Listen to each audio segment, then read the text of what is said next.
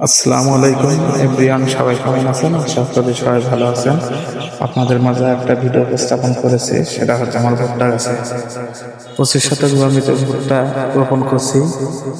সেই ভুট্টা গাছে অবশ্যই দেখাচ্ছিলাম যখন বীজ রোপণ করি সেই সময়।